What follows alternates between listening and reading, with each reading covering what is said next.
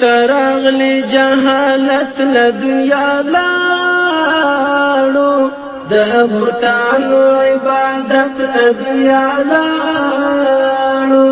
چې تراغلی جهالت له دنیا لاړو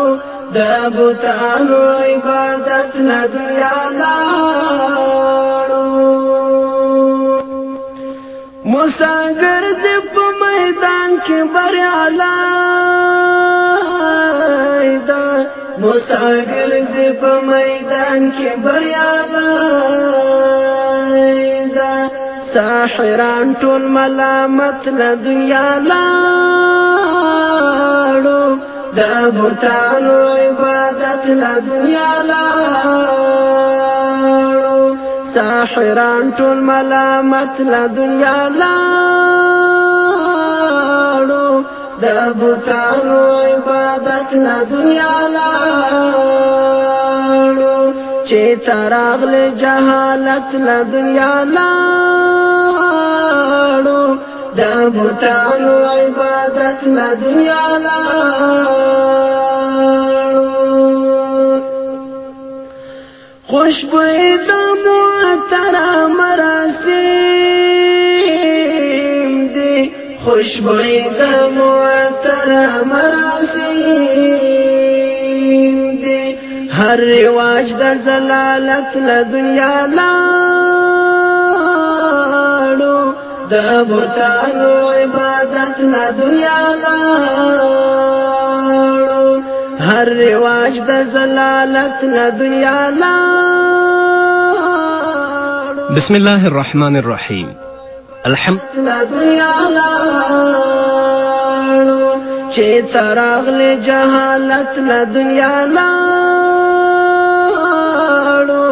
د بوتانو بسم الله الرحمن الرحيم الحمد لله رب العالمين حمد الشاكرين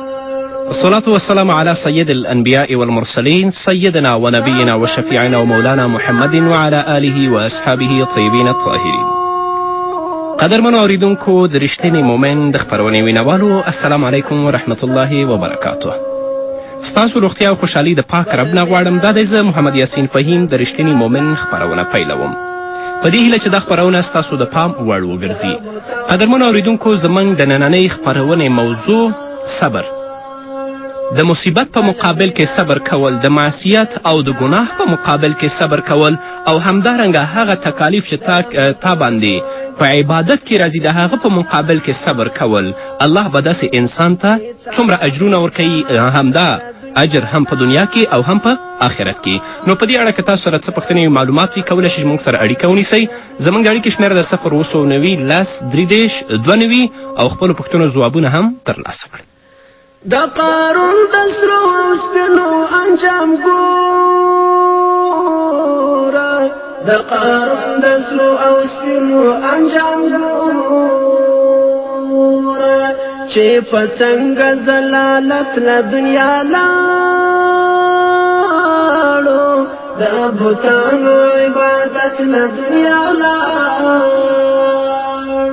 قدرمن اوریدونکو بیا هم زما سلامونه او نیکې هیلې ومنئ الله رب العزت تل لپاره هغه بندگان چې الله څخه محبوبي هغه په خپل امتحان او په خپل ازمایښت کې راولي هغو باندې دنیوي کړاوونه مصیبتونه دردونه هم راولي او همدارنګه د هغوی په ژوند کې چې کوم ورځنی ژوند تیروي دوی الله رب العزت هغوی هم امتحانوي او په هغه باندې ابتلا راولي چې آیا دا انسان د الله د اوامرو پابند دی او که نه دی د الله د احکامو پابند دی که نه دی نو وروسته الله رب العزت د دیو د اعمالو او د دیو د نیت مطابق الله دیو ته اجرونه ورکوي یو هغه صبر دی چې د مصیبت په مقابل کې انسان کوي په دې کې شک نشته چې الله رب العزت به داسې انسان ته هم اجر ورکوي او هغه د پاره به نیکه بدله ورکوي د هغه نه یو هغه صبر دی چې په مقابل د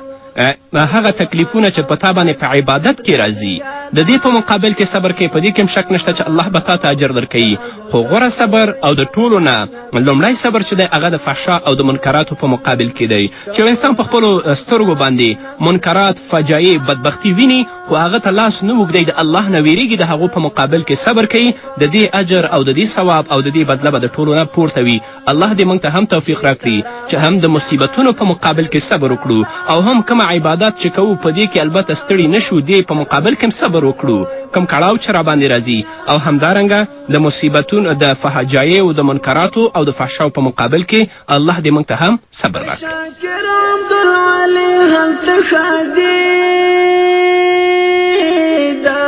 د شاکر عبدالعلی حت خادیده